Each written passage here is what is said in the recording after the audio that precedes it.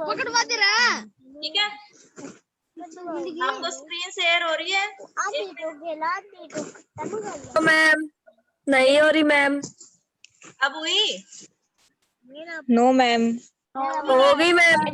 Yes ma'am. हो गई ma'am. होगी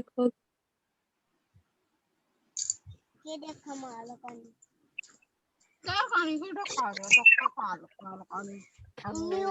ये तो पता नहीं तू कार खाने को।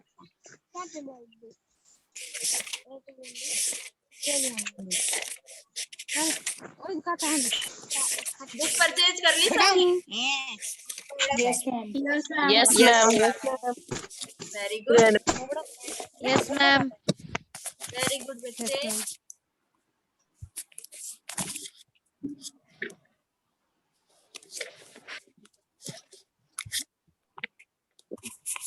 आज मैं आपको इंट्रोडक्शन दूंगी, क्या होती है थर्मोडायनेमिक्स, उसके क्या क्या लॉज हैं।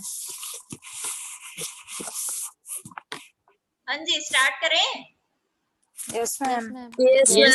Yes ma'am. Yes.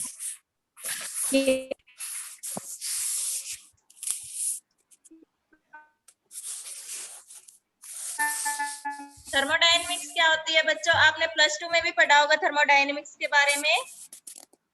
Yes ma'am. कुछ बताओगे क्या होती है थर्मोडायनेमिक्स? मैम किसी हीट एनर्जी को किसी भी एनर्जी मतलब दूसरी एनर्जी में चेंज करना। हाँ जी, हीट एनर्जी को अदर फॉर्म में चेंज करना, एनर्जी की अदर फॉर्म में चेंज करना। तो थर्मोडायनेमिक्स फिजिक्स की वो ब्रांच है जिसके अंदर हम क्या करते हैं, conversion of heat energy into other form of energy, इसको स्टडी करते हैं। ठीक है, इनिशियली जो थर्मोडायनेमिक्स हम मानते थे उसमें हम क्या मानते थे कि जो हीट एनर्जी है उसका सिर्फ किस में ट्रांसफॉर्मेशन होता है, वर्क में ट्रांसफॉर्मेशन होता है। ठीक है, लेकिन जैसे जैसे हम आगे बढ़ते गए हमने क्या देखा कि जो एनर्जी की फॉर्म होती है वो आपस में इंटरकन्वर्टिबल होती है। क्यों? एनर्जी क्या करती है, कंजर्वेशन लॉज को फॉलो करती है। कंजर्वेशन लॉ क्या कहता है, energy can neither be created nor be destroyed, it one form to other form. तो इसका मतलब क्या हुआ, जो थर्मोडायनेमिक्स है सिर्फ हीट और मैकेनिकल वर्क तक ही सीमित नहीं है। हम क्या कर सकते हैं, हीट को अदर फॉर्म ऑफ एनर्जी में भी क्या कर सकते हैं, कन्वर्ट कर सकते हैं। तो इसके स्कोप को आगे बढ़ाने के लिए हमने क्या किया, जो थर्मोडायनेमिक्स है इसकी जो डेफिनेशन है इसको चेंज कर दिया। इनिशियली क्या माना जाता था कि हीट सिर्फ किस में कन्वर्ट होती है, मैकेनिकल वर्क में कन्वर्ट होती है। तो इसके स्कोप को बढ़ाने के लिए हमने क्या कहा, इसकी डेफिनेशन को चेंज कर दिया। क्या डेफिनेशन दी हमने, थर्मोडायनेमिक्स क्या हो जाती है, thermodynamics is that branch of science that deals with transformation of heat energy into other form of energy. ठीक है, अदर फॉर्म कौन सी, जैसे mechanical work, mechanical energy, electrical energy, magnetic and chemical energy, transformation को study करते हैं। Definition समझ में आ गई थर्मोडायनेमिक्स की? Yes ma'am. देखो कैसे ट्रांसफॉर्म होती है एनर्जी। विंटर सीजन में हम क्या करते हैं, अपने हाथों को ऐसे रब करते हैं। जब हमें सर्दी लगती है तो कैसे करते हैं हम अपने हाथों को, ऐसे करते हैं, रब करते हैं आपस में। तो उसमें हम क्या करते हैं, वर्क को किसमें कन्वर्ट, ऐसे वर्क कर रहे हैं, वर्क को किसमें कन्वर्ट करते हैं हम, हीट में कन्वर्ट करते हैं। हमारे हाथ क्या हो जाते हैं, गर्म हो जाते हैं। तो इसका मतलब क्या हुआ, जो वर्क हम कर रहे हैं वो किसमें कन्वर्ट हो रहा है, आपका हीट में कन्वर्ट हो रहा है। तो इनिशियल डेफिनेशन ये मानी गई थी, लेकिन हमने क्या देखा कि एनर्जी के जो फॉर्म होते हैं वो आपस में इंटरकन्वर्टिबल होती है। ठीक है, तो हमने इस डेफिनेशन को चेंज कर दिया। क्या कहा हमने इस डेफिनेशन में कि जो हीट है वो सिर्फ मैकेनिकल वर्क में ही कन्वर्ट नहीं होती, एनर्जी की दूसरी फॉर्म में भी कन्वर्ट होती है। ठीक है, दूसरी फॉर्म कौन सी होगी, जैसे मैकेनिकल एनर्जी होगी, इलेक्ट्रिकल एनर्जी होगी, मैग्नेटिक एनर्जी होगी। तो ये क्या होगी, थर्मोडायनेमिक्स की डेफिनेशन होगी। तो थर्मोडायनेमिक्स में हम क्या पढ़ेंगे, transformation of heat energy into other form of energy. Heat के बारे में पढ़ेंगे और उसकी ट्रांसफॉर्मेशन के बारे में पढ़ेंगे। ठीक है, तो ये था थर्मोडायनेमिक्स। जो थर्मोडायनेमिक्स है डील करती है मेजर और मैक्रोस्कोपिक प्रॉपर्टीज के साथ में। मेजर प्रॉपर्टीज कौन सी होगी, जैसे pressure, temperature, volume, internal energy of the system, ठीक है, इनके बारे में स्टडी करेंगे हम थर्मोडायनेमिक्स के अंदर। ये क्या है, किसी भी सिस्टम की मेजर प्रॉपर्टीज है, ठीक है। हम सिस्टम की माइनर प्रॉपर्टीज को स्टडी नहीं करेंगे। सिस्टम की माइनर प्रॉपर्टीज कौन सी होगी कि उस सिस्टम में एटम्स किस तरीके से अरेंज है, उनका एनर्जी एक्सचेंज किस तरीके से हो रहा है, इसके बारे में स्टडी नहीं करेंगे हम। किसके बारे में स्टडी करेंगे थर्मोडायनेमिक्स के, उसके प्रेशर, माइक्रोस्कोपिक वॉल्यूम, प्रॉपर्टीज के टेम्परेचर। बारे में। वो कौन सी हो जाती है, प्रेशर, टेम्परेचर, वॉल्यूम, इनके बारे में स्टडी करेंगे आप थर्मोडायनेमिक्स, ठीक है। अभी और यस बच्चे मैम। क्या कह रहे हो बच्चे?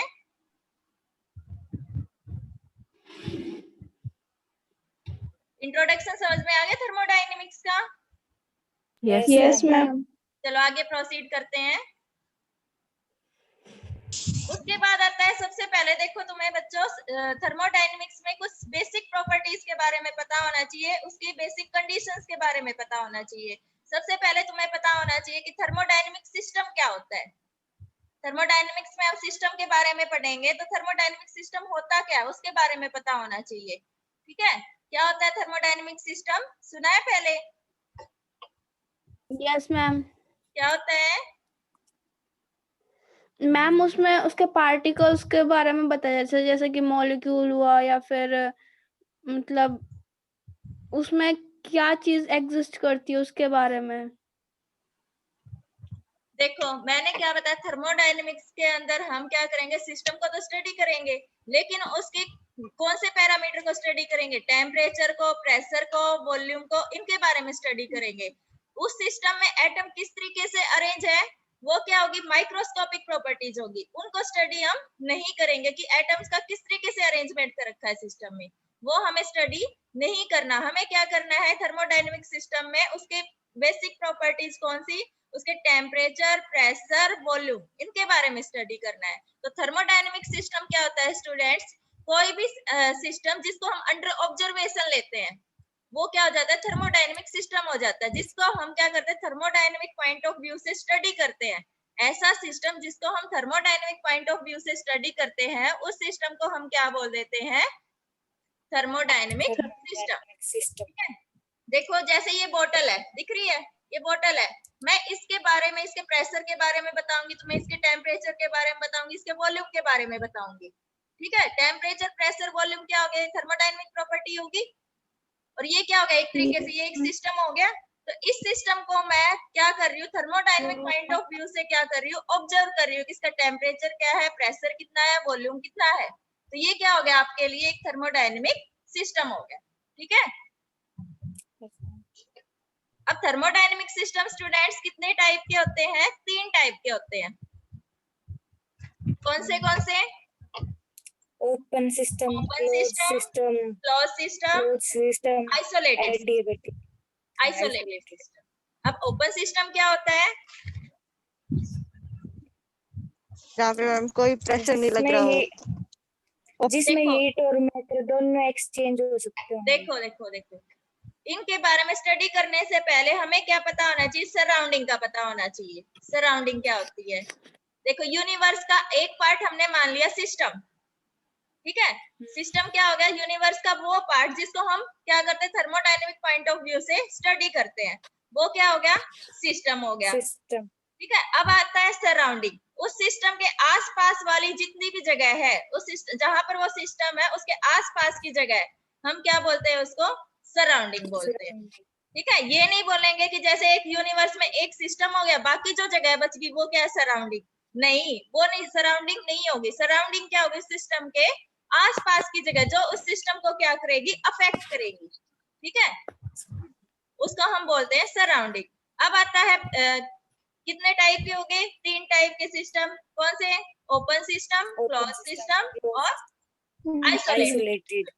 ओपन सिस्टम कौन सा हो जाता है, जिसमें क्या करता है सिस्टम अपनी एनर्जी, ठीक है, एनर्जी और मैटर दोनों को एक्सचेंज करता है, हीट एंड मैटर दोनों को एक्सचेंज करे, तो वो सिस्टम कौन सा हो गया, ओपन सिस्टम हो गया, ठीक है। जैसे ये बोतल है, इस बोतल से मैं क्या कर सकती हूँ, हीट को सराउंडिंग से हीट भी एक्सचेंज कर सकती हूँ, ठीक है। और इसके मैटर यानी कि इसके अंदर जो फ्लूइड है उसको भी चेंज कर सकती हूँ।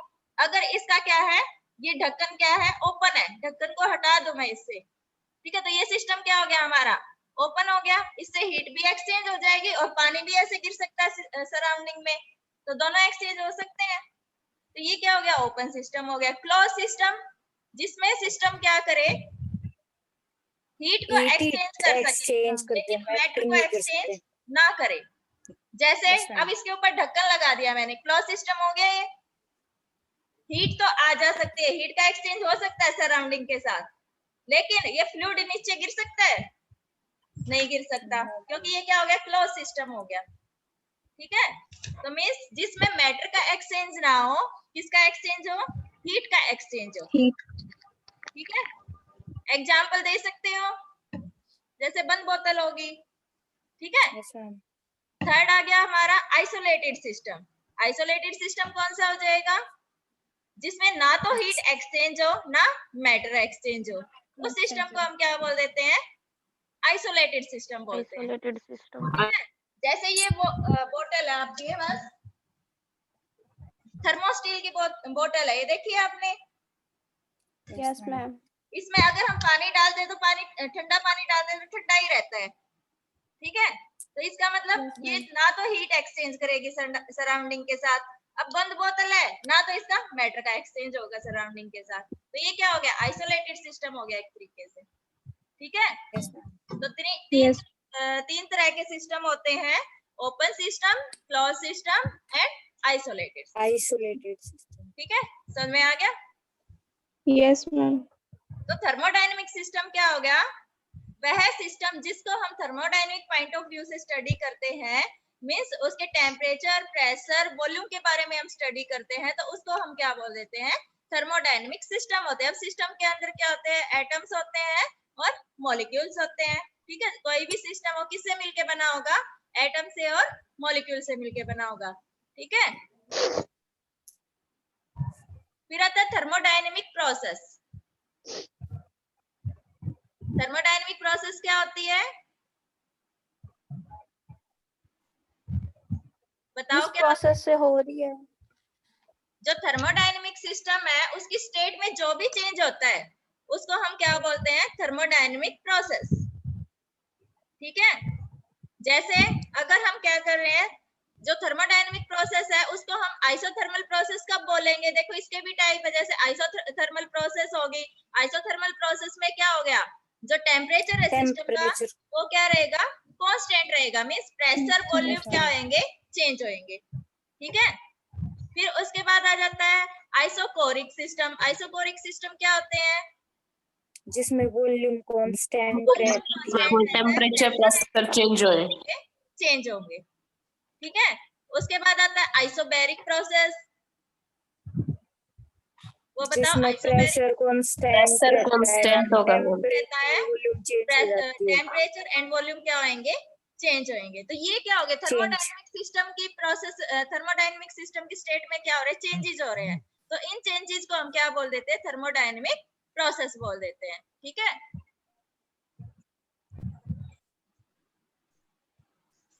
अब ड्यूरिंग एडियाबैटिक प्रोसेस एक और प्रोसेस होती है एडियाबैटिक प्रोसेस, वो कौन सी होती है, जिसमें हीट क्या रहती है, टोटल सिस्टम की जो हीट रहती है वो क्या रहती है, कंजर्व रहती है, हीट कांस्टेंट हो सिस्टम की, ठीक है। उस प्रोसेस को हम बोल देते हैं एडियाबैटिक प्रोसेस। अब कोई भी आइडियल गैस है उसकी इक्वेशन क्या लिखते हैं हम, PV is equals to NRT. nRT। n को हम परफेक्ट गैस के लिए n को हम क्या ले लेते हैं, 1 कंसीडर कर लेते हैं, ठीक है।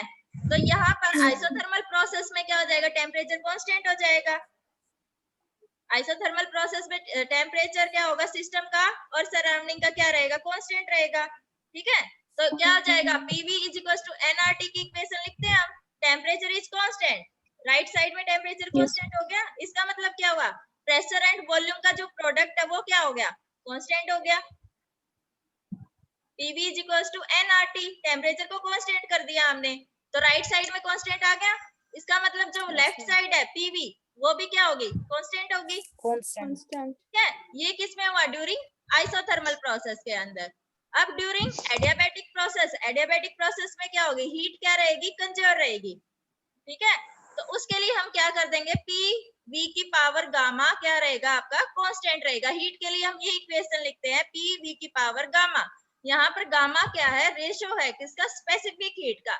दो स्पेसिफिक हीट का, एक specific heat at constant pressure divided by specific heat at constant volume. तो इन दोनों यानी कि सीपी डिवाइडेड बाय सीवी, वो कौन रिप्रेजेंट करता है, गामा। तो गामा क्या रहेगा इस केस में, कांस्टेंट रहेगा आपका। ठीक है, तो उनमें आ गया। एडियाबैटिक प्रोसेस के लिए इक्वेशन क्या लिखोगे, पी वी की पावर गामा। आइसोथर्मल प्रोसेस के लिए क्या इक्वेशन लिखोगे, पी वी क्या हो, कांस्टेंट हो। ठीक है, Constant. हाँ जी, कांस्टेंट। उसके बाद आता है थर्मल इक्विलिब्रियम और जीरोथ लॉ ऑफ थर्मोडायनेमिक्स। सबसे पहला थर्मोडायनेमिक्स के लॉज यहाँ से स्टार्ट हो जाते हैं। सबसे पहला लॉज होता है जीरोथ लॉ ऑफ थर्मोडायनेमिक्स। उसके लिए सबसे पहले हमें पता होना चाहिए थर्मल इक्विलिब्रियम क्या होता है। क्या होता है थर्मल इक्विलिब्रियम, कोई भी सिस्टम है उसको थर्मल इक्विलिब्रियम में कब बोलेंगे, टेम्परेचर कांस्टेंट हो मैम, किसका टेम्परेचर कांस्टेंट रहना चाहिए, सिस्टम का टेम्परेचर कांस्टेंट हो मैम। जब सिस्टम में एनर्जी, कोई भी सिस्टम है उसको थर्मल इक्विलिब्रियम में कब बोलेंगे, जब उस सिस्टम के वेरियस पार्ट का टेम्परेचर क्या हो, कांस्टेंट हो, एक जैसा टेम्परेचर हो उसके वेरियस पार्ट का। ठीक है, दूसरा हम क्या बोल सकते हैं, उस सिस्टम को थर्मल इक्विलिब्रियम में सराउंडिंग के साथ कब बोलेंगे, जब सराउंडिंग का और जो सिस्टम है उसका टेम्परेचर क्या हो जाए, इक्वल हो जाए। तो उस केस में हम क्या बोलते हैं, सिस्टम हमारा किस में है, थर्मल इक्विलिब्रियम कंडीशन में है। अगर हम देखो गैसियस सिस्टम को कंसीडर करें, गैसियस सिस्टम में क्या होंगे, गैस के मॉलिक्यूल होंगे। गैसियस सिस्टम में गैस के मॉलिक्यूल होंगे। अगर उन सभी मॉलिक्यूल का टेम्परेचर है एक जैसा है, तो उस सिस्टम को हम क्या बोल देंगे, वो सिस्टम किस में है, थर्मल इक्विलिब्रियम में है। ठीक है, 10 मिनट में टाइम ऑफ हो जाएगा बच्चे, तो देख ले, समझ जाना। ठीक है, तो सिस्टम क्या हो जाएगा, थर्मल इक्विलिब्रियम में हो जाएगा। तो समझ में आ गई थर्मल इक्विलिब्रियम की कंडीशन। अब आते हैं जीरो लॉ ऑफ थर्मोडायनेमिक्स। एक बार फिर से बता दो मैम। देखो थर्मल इक्विलिब्रियम का मतलब क्या है, अगर एक सिस्टम है उसके सभी पार्ट्स का टेम्परेचर क्या है, सेम है। ठीक है, तो वो सिस्टम किस में होगा, थर्मल इक्विलिब्रियम में होगा। और अगर हम सराउंडिंग से देखें, अगर वो सिस्टम, जो सिस्टम है उसका टेम्परेचर और जो सराउंडिंग है उसका टेम्परेचर क्या हो जाए, इक्वल हो जाए, तो वो सिस्टम क्या किस में हो जाएगा, आपका थर्मल इक्विलिब्रियम में हो जाएगा। ठीक है, जैसे गैसियस सिस्टम मान लो, गैसियस सिस्टम में क्या होंगे, ऐसे गोल गोल बना के हम गैस मॉलिक्यूल बना सकते हैं उस सिस्टम के अंदर। ठीक है, एक डब्बा कंसीडर करो और उसमें गैस मॉलिक्यूल बना दो। ठीक है, गोल गोल उसमें, तो क्या होंगे, वो गैस के मॉलिक्यूल, अगर उन सब का टेम्परेचर क्या है, एक जैसा है, गैस के मॉलिक्यूल का टेम्परेचर उस सिस्टम में, तो वो सिस्टम क्या हो जाएगा, आपका थर्मल इक्विलिब्रियम में हो जाएगा। ठीक है, आगे बात समझ में। अब यहाँ पर मेरे पास पेन नहीं है, नहीं तो मैं तुम्हें बना के दिखा देती। ठीक है,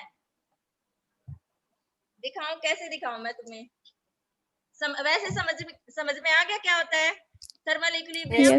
कोई सिस्टम है, अगर उसके हर एक पार्ट का टेम्परेचर क्या है, एक जैसा है, तो वो सिस्टम किस में हो जाएगा, थर्मल इक्विलिब्रियम कंडीशन में हो जाएगा। ठीक है, अब आता है जीरोथ लॉ ऑफ थर्मोडायनेमिक्स। जो सबसे फर्स्ट लॉ है थर्मोडायनेमिक्स का, उसको हम बोलते हैं जीरोथ लॉ ऑफ थर्मोडायनेमिक्स। वो क्या कहता है, अगर दो सिस्टम सेपरेटली किसी तीसरे सिस्टम के साथ में क्या है, थर्मल इक्विलिब्रियम में है, तो वो दोनों सिस्टम भी आपस में क्या होंगे, थर्मल इक्विलिब्रियम में होंगे। ठीक है, यहाँ पर देखो स्क्रीन के ऊपर आपको 3 सिस्टम दिखाई दे रहे हैं, A B C. Yes ma'am.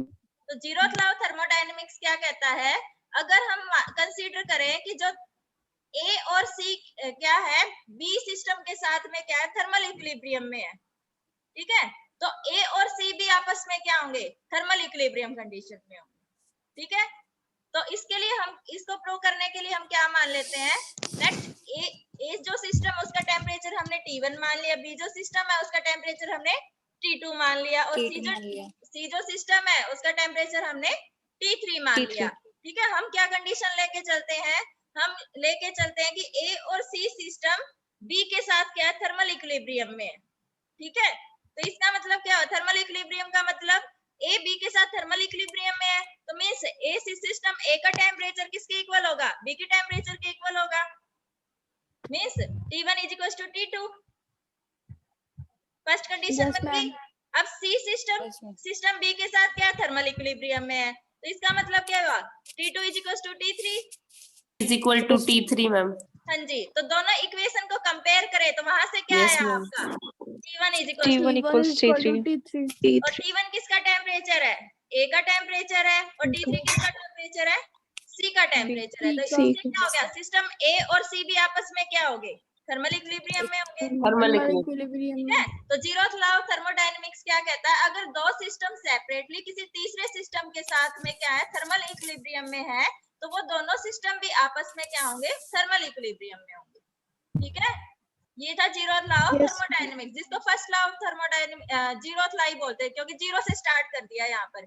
उसके बाद आएगा फर्स्ट लॉ ऑफ थर्मोडायनेमिक्स, ठीक है, उसके बाद सेकंड लॉ ऑफ थर्मोडायनेमिक्स। तो ये कौन सा लॉ है, जीरो वाला लॉ है उसका, ठीक है, जो बेसिक लॉज है। उसके बाद आता है क्वासीस्टेटिक प्रोसेस। क्वासीस्टेटिक प्रोसेस क्या होती है स्टूडेंट, जिसमें जो डेविएशन है किसी स्टेट से, हम क्या मान के चलते हैं, इनफाइनाइटली स्मॉल मान के चलते हैं। इनफाइनाइटली स्मॉल का मतलब क्या हुआ, बहुत ही थोड़ा सा डेविएशन। ठीक है, अगर हम किसी सिस्टम को कोई भी सिस्टम उसको थर्मल इक्विलिब्रियम में कब बोलते हैं, जब सिस्टम के वेरियस पार्ट का टेम्परेचर क्या हो, इक्वल हो। सेम हो मैम। हाँ, सेम हो मींस इक्वल हो। ठीक है, और मैकेनिकल इक्विलिब्रियम में कब बोलते हैं, जब कोई भी अनबैलेंस फोर्स एग्जिस्ट ना करता हो सराउंडिंग और सिस्टम के बीच, तो उस केस में सिस्टम को बोल देंगे हम मैकेनिकल इक्विलिब्रियम में। ठीक है, उसके बाद आता है केमिकल इक्विलिब्रियम। अगर सराउंडिंग और सिस्टम में कोई भी केमिकल रिएक्शन नहीं होती तो उसको हम क्या बोल देते हैं, केमिकल इक्विलिब्रियम में है सिस्टम। ठीक है, अब अगर इन स्टेट से इनफाइनाइटली स्मॉल डेविएशन हो जाता है सिस्टम का, ये जो स्टेट हमने पढ़ी है थर्मल इक्विलिब्रियम, मैकेनिकल इक्विलिब्रियम और केमिकल इक्विलिब्रियम। ठीक है, अगर इनसे स्मॉल क्या हो जाता है, थोड़ा सा भी क्या हो जाता है, डेविएशन हो जाता है इक्विलिब्रियम पोजीशन से, तो हम क्या मान लेते हैं, उस स्मॉल को हम क्या कर देते हैं, नेग्लेक्ट कर देते हैं। हम क्या बोल देते हैं, सिस्टम क्या है ओवरऑल आपका थर्मल इक्विलिब्रियम, मैकेनिकल इक्विलिब्रियम और केमिकल इक्विलिब्रियम में है। ठीक है, समझ में आया क्वासीस्टेटिक प्रोसेस। Yes, ma'am. प्रोसेस में क्या होता है, अगर थोड़ा सा भी डेविएशन होता है, क्वासीस्टेटिक प्रोसेस में इनफाइनाइटली स्मॉल डेविएशन होता है सिस्टम की प्रोसेस से, सिस्टम की स्टेट से, तो हम उसको नेग्लेक्ट मान लेते हैं। हम ओवरऑल क्या मान लेते हैं कि सिस्टम आपका किस में है, थर्मल इक्विलिब्रियम में है, मैकेनिकल इक्विलिब्रियम में और केमिकल इक्विलिब्रियम में। आगे बात समझ में? Yes, ma'am. ठीक है, तो ये था क्वासीस्टेटिक प्रोसेस। तो डेफिनेशन क्या बोलोगे, a thermodynamical process is quasistatic process in which the variation from the thermodynamic equilibrium are infinitely small and all the states through which the system passes can be considered as equilibrium state। ठीक है, उस deviation को हम consider नहीं करते, जो small deviation हुआ है उनकी स्टेट से, उसको हम कंसीडर नहीं चलते। हम ओवरऑल सिस्टम को क्या मान लेते हैं, इक्विलिब्रियम कंडीशन में मान लेते हैं। ठीक है, Yes, ma'am. उसके बाद आता है फर्स्ट लॉ ऑफ थर्मोडायनेमिक्स, जिसको हम क्या बोलते हैं, heat and mechanical work law भी बोलते हैं। ठीक है, ये किसने दिया था, 1840 में जूल ने दिया था। जूल ने क्या बताया, हीट क्या है, एक तरीके से एनर्जी का ही फॉर्म है। ठीक है, जो फर्स्ट लॉ ऑफ थर्मोडायनेमिक्स क्या बताता है, जो हीट है वो किसका फॉर्म है, एक तरीके से एनर्जी का ही फॉर्म है। एनर्जी की फॉर्म। हीट और वर्क को हम आपस में क्या कर सकते हैं, इंटरकन्वर्ट कर सकते हैं। तो इसी चीज का यूज करके उसने क्या दिया, एक रिलेशन दिया हीट और मैकेनिकल वर्क में। उसने क्या बताया, जब W अमाउंट ऑफ वर्क, अब हम अपने हाथों को ऐसे रब करके W अमाउंट ऑफ वर्क करते हैं, तो ये जो वर्क है किसमें कन्वर्ट होता है, हीट में कन्वर्ट होता है, हीट में। ठीक है।